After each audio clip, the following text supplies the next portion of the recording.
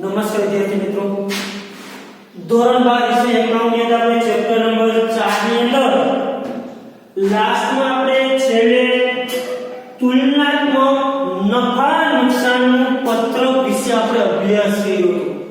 સરસ અભ્યાસ કર્યો તુલનાત્મક નફા નુકસાનનું પત્રક. હવે ત્યાર પછી છે તુલનાત્મક પાકા સરવૈયા કે ભાઈ તુલનાત્મક પાકું સરવૈયું કઈ રીતે તૈયાર કરવું. એટલે નફા નુકસાનના પત્રકનો આપણે નમૂનો જોયો હતો અને તુલનાત્મક નફા નુકસાનનું પત્રક કઈ રીતે તૈયાર કરાય એના વિશે આપણે અભ્યાસ કર્યો હતો. બીજું કે જ્યારે તુલનાત્મક નફા નુકસાનનું પત્રક તૈયાર કરવું હોય કે પાકું સરવૈયું તૈયાર કરવાનું હોય ત્યારે કોલમ વધારાના બે જ બને. કેવું? એક વધારો ઘટાડો અને એક વધારો ઘટાડો ટકાવારીમાં. આ બે જ કોલમ એડ થાય પછી નફા નુકસાનનું પત્રક તૈયાર કરો તોય ભલે, પાકા સરવૈયાનું પત્રક તૈયાર કરો તો પણ ભલે, એમાં કોઈ ચેન્જીસ થશે નહીં. તુલનાત્મક આટલું તમને આપ્યું, નફા નુકસાનની તમને વિગત આપી હશે. અહીંયા તમને પાકા સરવૈયાની વિગત એટલે કે મિલકતો દેવા આવી બધી માહિતી આપી છે. આપણે કયા બે કલમ તરફ વધારો ઘટાડો ટકાવારી, પાંચમું અને છઠ્ઠું કલમ. બરાબર છે? આપણને ખબર છે, આપણે આગળ અભ્યાસ કરી ગયા. ચેપ્ટર નંબર 3 પાકા સરવૈયા જે છે. અને જો તમને પેજ નંબર 173 પર 173 પેજ નંબર ઉપર તમને તુલનાત્મક પાકા સરવૈયાનો નમૂનો આપ્યો છે. જો એ તો જોઈ શકો, આપણે કઈ નમૂનાની જરૂર છે નહીં. કઈ રીતનું પાકું સરવૈયું તૈયાર કરવું તે હું તમને આ દાખલામાં તમને કહી દઈશ. તમને કોઈ પણ તુલનાત્મક પાકું સરવૈયું તૈયાર કરવાનું કે તમારે એ મુજબ જ ગણવાનો થશે. હવે આપણને ખબર પાકા સરવૈયું એક ઇક્વિટી જવાબદારી અને બીજું હોય મિલકત. Page number 174 page. અહીંયા જો તમને કોષ્ટક ઇક્વિટી જવાબદારી, તો કે ઇક્વિટી જવાબદારી શું બતાવે? તો કે નાણાંની પ્રાપ્તિ સ્થાન, નાણાં ક્યાંથી આવે છે એ દર્શાવે. નાણાં પ્રાપ્તિ સ્થાન દર્શાવે. નાણાં ક્યાંથી આવે? શેરમાંથી આવે, ડિબેન્ચરમાંથી આવે. ત્યાર પછી આ નાણાં ભંડોળની પ્રાપ્તિ કહેવાય છે. રકમ વધારો વધુ નાણાં દર્શાવે. જેમ રકમ વધે નાણાં પ્રાપ્તિ કેવી ગણાય? વધારે. અને રકમમાં ઘટાડો થાય તો એ નાણાં પરત કર્યા અથવા તો જોગવાઈ. જે રકમ ઘટે આપણે કે જે નાણાં ડિબેન્ચર બહાર પાડ્યા તે આપણે શું કહી રહ્યા હોય? પરત. પછી મિલકત ઈ શું દર્શાવે? નાણાં તમે ક્યાં ઉપયોગ કર્યો છે, નાણાં ક્યાં વાપર્યા છે, નાણાં તમે ક્યાં રોકાણ કર્યું છે. બરાબર છે? આ બધી બાબત દર્શાવતું હોય છે. એટલે કે ઇક્વિટી જવાબદારી અને મિલકતો. આપણે તો આ નાણાકીય પાકું જે સરવૈયું છે તુલનાત્મક, એના વિશે આપણે અભ્યાસ કરવાનો છે. જો તુલનાત્મક પાકું સરવૈયું તમને તૈયાર કરવાનું કે એટલે નમૂનો નફા નુકસાન પત્રક જો વિગત નોંધ નંબર 2 નંબર કહેવાના. નાનું વર્ષ 31/16, પછી ચાલુ વર્ષ 31/17, પછી કોલમ બનાવવાનો વધારો ઘટાડો અને કોલમ બનાવવાનો વધારો ઘટાડો ટકાવારીમાં દર્શાવવાનો થાય. એટલે કે આ 6 કોલમ બનાવવાના થાય. હવે જો એકદમ ઈઝી છે વિદ્યાર્થી મિત્રો. આપણે નફા નુકસાન પત્રકમાં થોડું અઘરું પડતું. શું? તો કે વેચાણની ઉપજ અને આવક મહિના કુલ ઉપરનું તમારે બનાવવું પડતું જાતે. કુલ ખર્ચા કરવા પડતા. આવકમાંથી ખર્ચ બાદ કરી એટલે આવક પહેલા નફો મળે તો એ તમારે શોધવો પડતો. તો કે આવા બધા પ્રશ્નો હતા. અહીંયા તમારે શું કરવું? જો પેજ નંબર 205 પર રકમ આપી છે.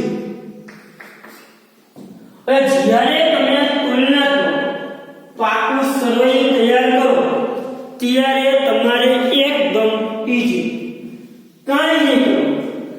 આપણને જે રકમ આપી છે, જો રકમ તમને આપી છે પાઠ્ય પુસ્તકમાં 31/3/16 અને 31/3/17 ની જો તમને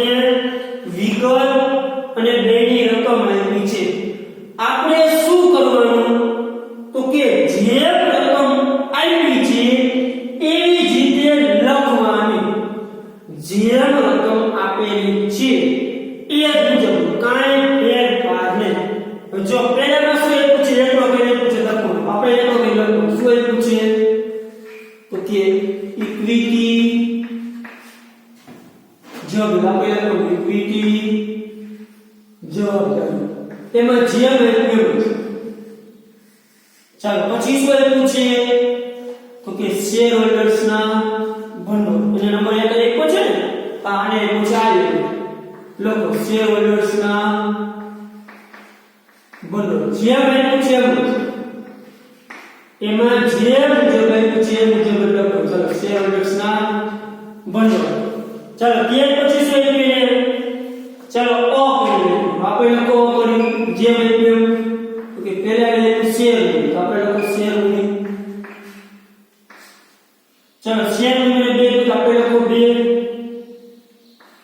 તો કે ઇક્વિટી શેર મૂડી બીજું શું આપ્યું છે પ્રેફરન્સ શેર આપણે લખો છે ઇક્વિટી શેર મૂડી પ્રેફરન્સ શેર મૂડી ચાલો રકમ લખો 31316 કેટલી છે 17 31 3 17 માં કેટલા છે 22 વધારો ઘટાડો જેમ એમ લખ્યું 22 માંથી 17 જાય 5 લાખ ટકા છે 5 ભાગ્યા 17 ગુણ્યા શું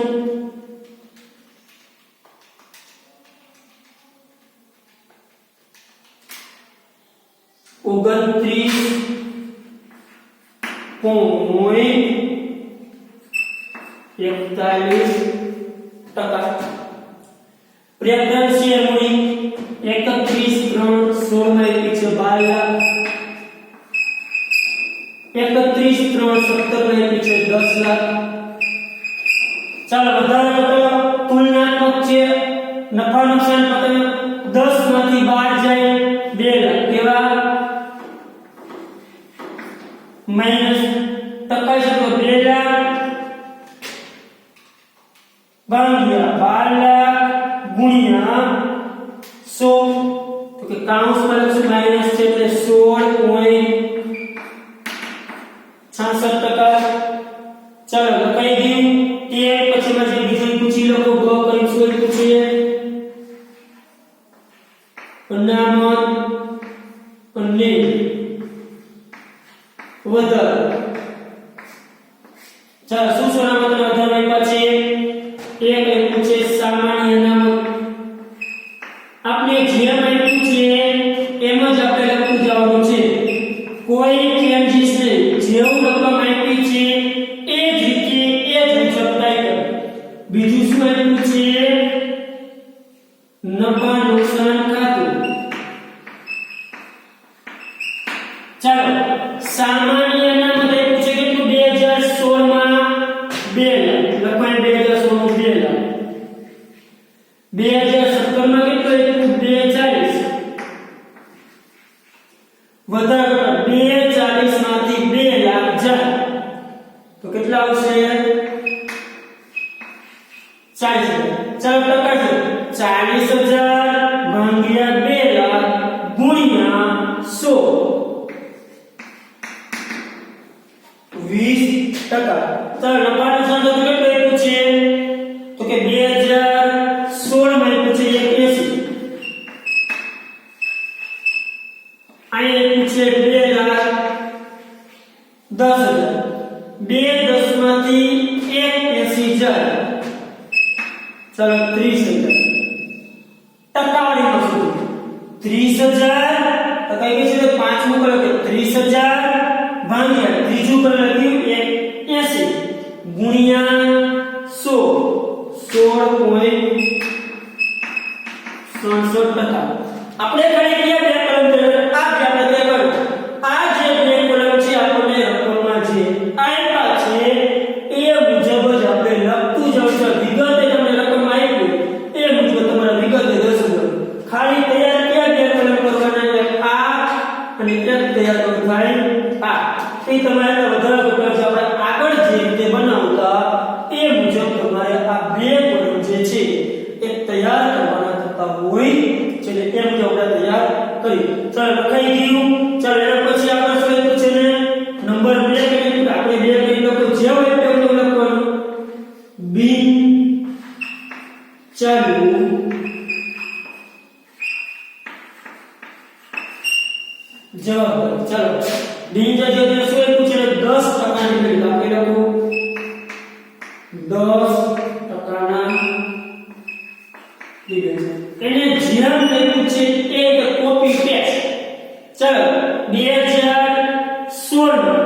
આપ્યા છે 8 લાખ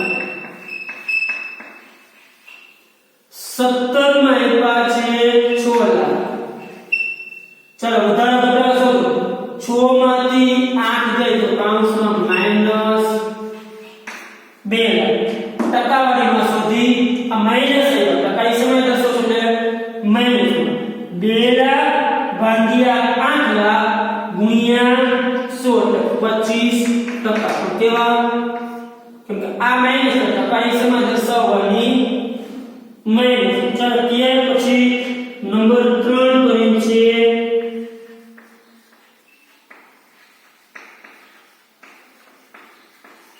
ચાલો જવાબ આપણે લોકો ચાલો જવાબદારી ચાલો ચાલો જવાબ શું છે પૂછી લખી નાખો ઓકે એક કરીએ છે ટૂંકા ગાળાના દેવ 2 કરીએ છે વેપારી દેવ અને 3 કરીએ છે અન્ય ચાલુ જવાબ જેમાં આપણે કોઈ ચેન્જીસ કરવાનો નથી જે આપ્યું એમ જ લખવાનું ચલો ટૂંકા ગાળાના દેવા 2016 માં છે 45000 2017 માં છે 90 પણ આ ખાસ જો બોલવા પહેલા 2017 પછી 2016 પૂછ્યું ઈ આડાઓ ન થઈ જાય એનું એક ખાસ ધ્યાન રાખો કમ ભૂલથી આડાઓ લખાઈ જવી જોઈએ નહીં રકમ સીધી જ લખાવી જોઈએ જે વસ્તુ છે ઈ જ વસ્તુ રકમ લખાવી જોઈએ આમાં જો ભૂલ થશે તો જેને કે આપણો જવાબ ખોટો આવશે વિદ્યાર્થી મિત્રો 4 માર્ક રોકડા છે આ દાખલા કોઈ અઘરું છે ને ઈજી છે એકદમ આ કે આપણે ચેક કરવું ચાલો 90 માંથી 45 જાય તો 45 લાખ ગુણ્યા 100 કેટલા આવશે 100% એકદમ ઈજી છે 4 માર્ક બોર્ડમાં સરળતાથી મેળવી શકી છે ત્યાર પછી વેપારી દેવા ચલો વેપારી દેવા કેટલા છે તો કે 16 ના છે 135 17 માં છે 90 માંથી 35 જાય 45 પણ કેવા આ 90 માંથી માઈનસ આવશે એટલે ખાસ કાઉન્સમાં કે દર્શાવો તો કે 45000 ભાગ્યા 1 લાખ 35000 ગુણ્યા 100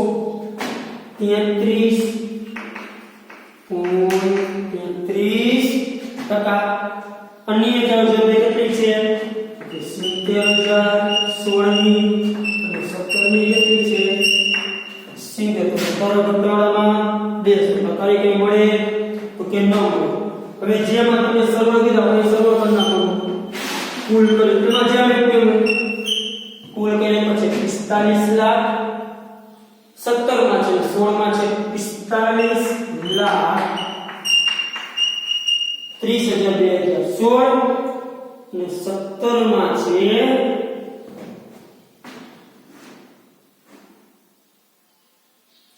સોરી 16 માં છે 43 લાખ 30000 અને 2017 નો સરવાળો છે 45 લાખ ચલો 45 માંથી 43 લાખ 30000 જાય તો કેટલા વધે 1 લાખ 70 કેટલા વધશે 170 ભાગ્યા 43 જો આપણે મકાન નુકસાન પત્રક મેળવતા આપણે જોયું કે અમુક કોઈ આપણે એડ કરવા પડે કે ભાઈ વેચાણની ઉપજની અન્ય આવક આવે એટલે સરવાળો આપણે કે કુલ આવક આપણે દર્શાવવું પડતું આમાં તમારે કાંઈ દર્શાવવું પડશે નહીં જેમ આપ્યું છે જેવું રકમ આપ્યું છે એવું બેઠે બેઠું છાપવાનું કોઈ ચેન્જ છે ખાલી આ બ્રેક પણ તૈયાર કરતું હતું ચાલો ત્યાર પછી બીજું છે મિલકત એમાં જેમ છે એમ લખી નાખે એ મિલકતો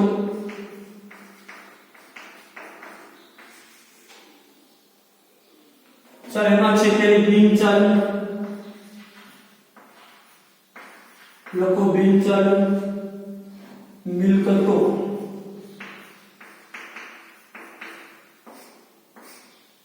એમાં પેટા પ્રકાર છે અપરિસ્થિર મિલકતો. આપણે લખો સ્થિર મિલકતો, જેમ છે એમ જ લખવાનું.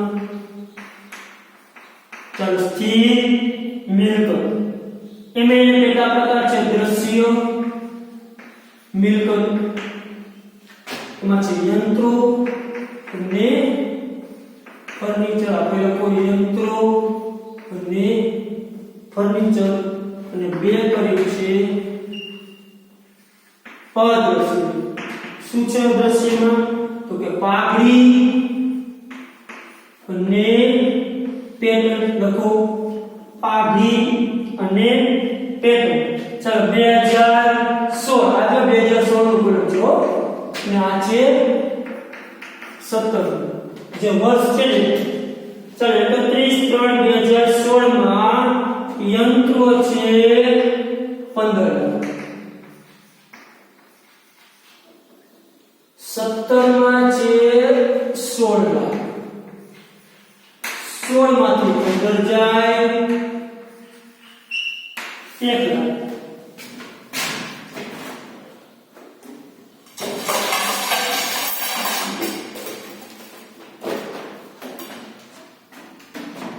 एक लाख गुणिया 15 लाख गुणिया 100, ओके 6.67%. નિશાની બોલવાની નહીં. ત્યાર પછી ફર્નિચર છે 16 માં 5 લાખ, 17 માં છે 6 લાખ, 6 માંથી 5 તો 1 લાખ.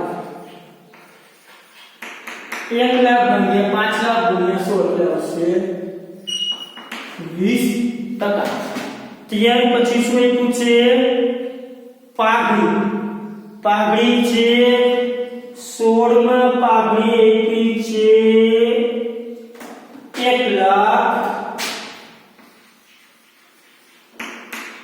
17 માં આપી છે 80,000. 80 માંથી 1 જાય તો -20. 20 ભાગ્યા 1 લાખ તો આવશે 20%. કેવા? માઈનસ 20 લાખ છે, માઈનસ 20,000 એટલે ટકા કઈ આવશે? માઈનસ. ત્યાર પછી પેટર્ન, કે પેટર્ન છે 16 માં છે 37, 17 માં છે 750. 750 માંથી 37 જાય તો 20,000 ભાગ્યા ટકા આવશે તો 20,000 ભાગ્યા 7 લાખ 30,000 ગુણ્યા 100 2.74%. ટકાવારીમાં આપણે શોધ્યું 20,000 ભાગ્યા 37 ગુણ્યા તુલનામાં જે તે ફર્નિચરનું પત્રક તૈયાર કરતા સેમ એની જેમ ટકાવારીમાં શોધ્યું તો આ રીતે પ્રકારમાં શોધવાનું થાય. બરાબર છે? ચાલો ત્યાર પછી આગળ શું પૂછે ને બ કઈ પૂછે બિન ચાલુ પણ લખો આપણે બ બિન ચાલુ રોકડ. ચાલો બિન ચાલુ રોકડ કેટલા આપ્યા છે? જો એમાં જોઈએ તો 2016 માં છે 8 લાખ, 17 માં છે 9 લાખ. 9 માઈનસ 8 બધા કેટલા આવશે?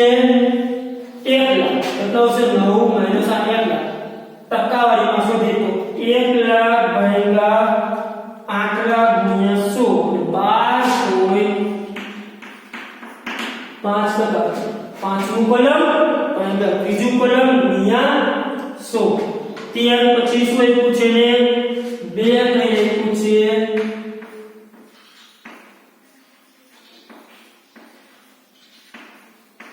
ચાલુ મિલકત. જો ચાલુ મિલકત જઈ કે બરાબર નથી. પહેલું આપ્યું છે સ્ટોક, બીજું આપ્યું છે વેપારી લેણ,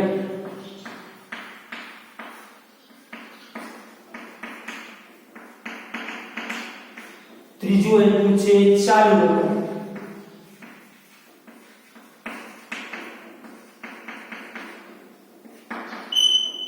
અને ચોથું આપ્યું છે રોકડ,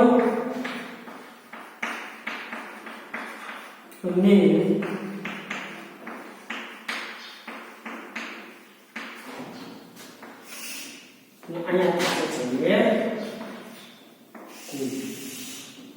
ચાલો સ્ટોક 2016 માં છે 1,60,000, 17 માં છે 1,80,000, એક છે લક્ષણ દીધો 20,000, 20 ભાગ્યા 8 નો બકરા નીકળે છે 12.5. હવે 2016 માં છે 2 લાખ, આ છે 1,80,000, 1,80 માંથી 2,000 માઈનસ 20,000 ભાગ્યા 2 લાખ ગુણ્યા 100 એટલે કેટલા ટકા? 10%. શેમાં આવશે? 93. પછી ચાલુ રોકાણ 2016 માં છે 2,70,000, આમાં છે 1,40,000, તો 1,40,000 માંથી 2,70,000 છે 1,30,000 દેવા નહીં, તો 1,30,000 ભાગ્યા 2,70,000 ગુણ્યા 100 એટલે 48.15 તેવા માઈનસ 13. પછી રોકાણ રોકડ સમકક્ષ છે 70,000, અહીં છે 70,000, આમાં ફેરફાર થશે નહીં. સરવાળો હંમેશા બાકસનો બેનો જે કેવો હોય સરખો જ હોય.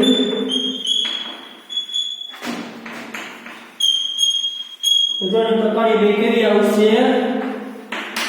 સરખી. બે બાજુ ટકારીમાં કોઈ ફેરફાર જોવા મળશે નહીં, તો એ ટકારી કેવી આવશે? સરખી આવશે. બરાબર છે? અહીંયા આપણો દાખલો થઈ ગયો પૂરો. એટલે તુલનાત્મક પાકા સરવૈયામાં તમારે કોઈ વસ્તુ કાંઈ ફેરફાર કરવાનો નથી.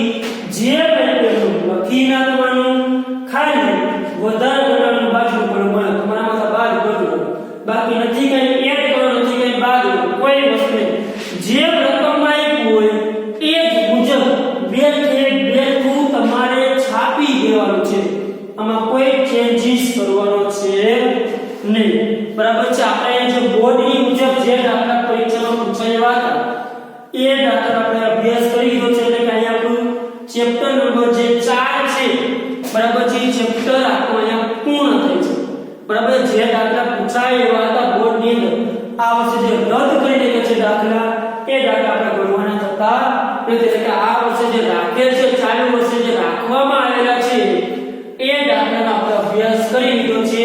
તો કે આટલા દાખલામાંથી પૂછવામાં આવે છે. આ સિવાય તમને પાઠ્ય પુસ્તકમાં ઉદાહરણ આપ્યા છે, ઉદાહરણ ખાસ તમારે તૈયાર કરી લેજો. બીજા ઉદાહરણ જે છે, ઉદાહરણ નંબર 1, 2, 3, 4, ઉદાહરણ નંબર 1 થી 5, ઉદાહરણ નંબર 1 થી 5, પછી ઉદાહરણ નંબર 6 છે,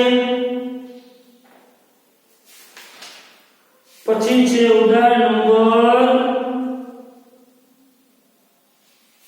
7, 8.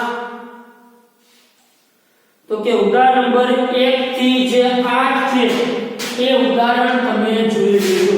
ઉદાહરણ નંબર 1 થી 8 તો ઉદાહરણ તમે જોઈ લેજો, ભણી લેજો.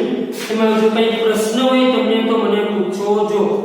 મતલબ ઉદાહરણ નંબર જે 5 છે, ઉદાહરણ નંબર 5, બરાબર છે, એમાં એક ખાસ જોઈજો. ઉદાહરણ નંબર 5 માં જે વેચાણ માલની જો અન્ય ખર્ચ વેચાણ પડતરની ટકાવારી છે, તો વેચાણ માલની પડતર કઈ રીતના શોધાય જો તમને આપણે પૂછે. પુનઃ ખરીદી પ્લસ સ્ટોકમાં ફેર કરે શું છે તમને વેચાણ માલની પડતર, પછી ડાયરેક્ટ વેચાણની ટકાવારી કરવાની નથી. ઉદાહરણ નંબર 5 જે છે એ ખાસ જોજો. જેમાં ઉદાહરણ નંબર 5 માં ચોથો મુદ્દો છે અન્ય ખર્ચાઓ. એ તમે જો વેચાણ પડતર નહીં ટકાવી છે. કઈ ટકાવી છે? વેચાણ પડતર ખરીદી પ્લસ સ્ટોકમાં ફેરફાર. એટલે કે ખરીદી પ્લસ સ્ટોક. તો જો ખરીદી 9 લાખ પ્લસ સ્ટોકમાં ફેરફાર કેટલો છે? 50 લાખ. એ રીતના 6 લાખ અને 50 એટલે 6,50,000 ના ટકા ડાયરેક્ટ વેચાણના ટકા કરવાના નથી. એટલે કે ઉદાહરણ નંબર જે 5 છે તો આઈએમપી. ઉદાહરણ નંબર જે 5 છે એ આઈએમપી માં કઈ અન્ય ખર્ચ છે? વેચાણ પડતર ની ટકાવી દીધી છે.